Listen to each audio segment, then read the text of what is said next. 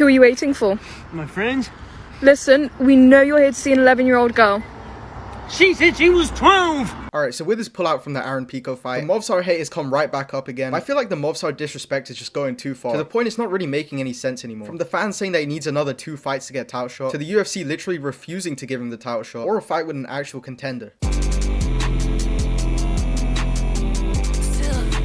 Now, Movsar was booked to fight Aaron Pico this Saturday for the RDR Whittaker card, and you know, this has to be one of the most disrespectful matchups of all time. When this fight was announced, almost everyone was confused as to what even the thought process was behind booking this. You have an undefeated guy who has 4 wins over currently ranked fighters, with really no one else who's that deserving for a title shot. And then you're gonna make him fight Aaron Pico, who's coming over from Bellator. And the thing that really confuses me about this, Aaron Pico isn't even like a Bellator champ. He's basically just some guy from the PFL coming over. He had a lot of hype back in the day, but I mean, it's clearly not the same anymore. And they're still gonna give him a top 5 opponent, in this case, literally the #1 contender. But as I mentioned at the start of the video, Movsar did end up pulling out the fight because of a minor injury. The fight is looking to be rebooked during UFC 319. But the reason I even wanted to make this video in the first place is because a lot of people have been hating on Movsar for pulling out. Now obviously it's really dumb to try and punish a fighter for getting injured. Like, it's a sport, it's gonna happen. But you have people saying that he's gonna be at least 1 or 2 fights away from a title shot now, which again, I don't understand why the UFC would punish their own fighters for getting injured. But on top of that, I feel like people forget that Khalil Roundtree literally got a title shot after pulling out of a fight on International Fight Week because he tested positive for a banned substance, when this guy wasn't even in the top 5. Bro, this guy's best win was Anthony Smith. So I feel like it's kind of ridiculous for them to not give him a title shot just because he pulled out, especially because he didn't even pull out of a title fight. But another thing that people have been talking about is the amount of cancelled fights that he has. Now, as bad as that looks, it is very misleading. Out of the 11 cancellations, only 5 of them were actually his fault, and all 5 of them were injuries, with some as bad as like the motorcycle accident. And you know, 5 still isn't great. Again, I still don't understand this whole thing about trying to punish fighters for getting injured, because the alternative to that is showing up to the fight compromised, like TJ Dillashaw did. And I don't think anyone wants to see something like that happen again. Also, if you've been enjoying the video so far, I'd really appreciate if you guys could drop me a sub. I'm aiming to hit 1,000 subs by the end of the year, so it'd really help me out. Thank you to anyone who does subscribe. Let's go for that.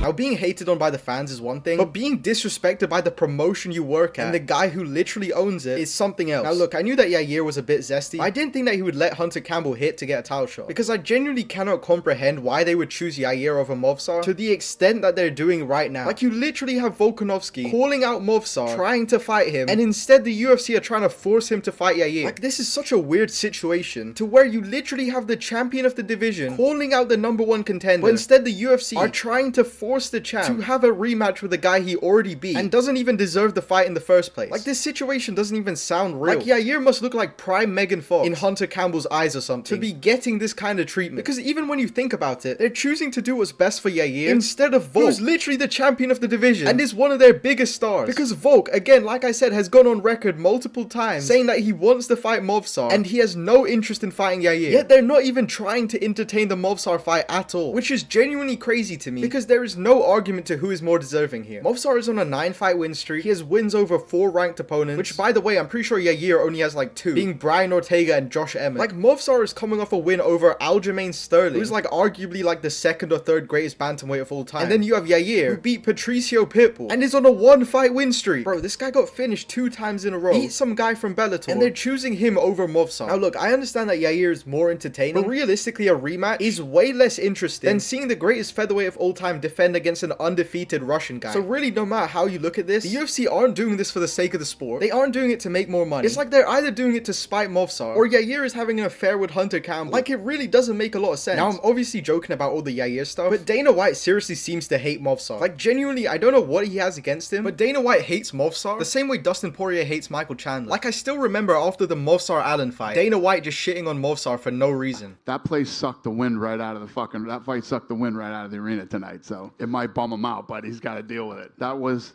the least fun fight anybody's ever seen. He doesn't have much to complain about.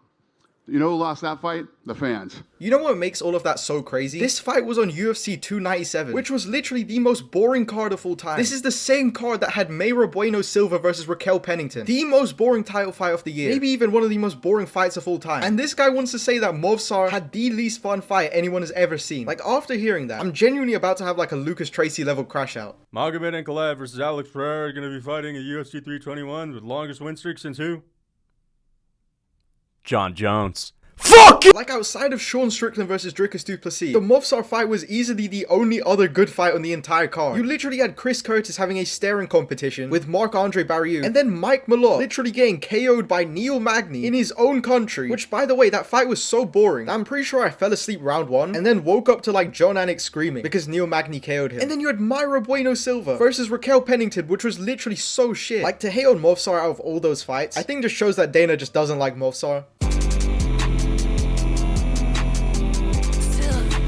Now, obviously, Dana calling Movsar boring was really dumb, but he's not the only one. A lot of people have been calling Movsar boring. In my opinion, this Movsar is boring narrative just really doesn't make a lot of sense at this point, especially with the win streak that he's on. Like, I get that Movsar isn't exactly finishing people in the first round, but to say he's boring is really a stretch. Like, you have the Diego Lopez fight, which was literally fight of the night, so it's not like you can argue that one was boring. I mean, he outstruck him, he outgrappled him. There were so many crazy exchanges in that fight. And then the Arnold Allen fight, which, despite what Dana said, was a great fight. Most of this one took place on the feet as well. And then you had the Aljo fight, which literally everybody loved after watching it. It was a grappling masterclass. So many crazy exchanges in that one as well. And it's like, even if he used to be boring, you can't really say that anymore when he's had like 3 back-to-back bangers, including a fight of the night. I just really don't think you can call him boring anymore. But another dumb narrative, it's like every single time Movsar has a close fight, people will just call it a robbery. Now, this one isn't like exclusive to Movsar. It's almost like every single Russian fighter. Like, when they have a close fight, people will just call it a robbery, even if it's clearly not. For example, like Islam versus Vol, or Arman versus Charles. But with Movsar's last 2 fights, they were pretty controversial after the fight, being his fights with Aljo and Arnold Allen. Now, starting with the Arnold Allen fight, this was a very close fight, and I do understand why some people would call this a robbery, but it's like the way people call this a robbery. You hear people saying that it's a brutal robbery, or like you have Lucas Tracy, who just talks about that fight as if there's like literally no way that Movsar won, and it's just crazy to me. That was a razor close fight. Movsar clearly won round 2, Arnold Allen clearly won round 3. It came down to the first round, and the first round was razor close. Movsar outlanded Allen by 1 strike, and a lot of people's argument as to why Arnold Allen won that fight is because in round 1, Arnold Allen had the more effective strikes. And again, I understand that, but none of those strikes actually hurt Movsar, and I really don't think that you can just say Allen's strikes were more effective just because they looked like they landed with more impact. I still think that Movsar won that round. Like, the striking numbers were even, and he also had like a minute of control time. I don't think that Allen was effective enough to win him the round, but again, it was such a close fight. I just don't think that it warrants this whole brutal robbery thing. Now, as for the Aljo fight, I won't actually go into it too much just because I think a lot of that was just cope.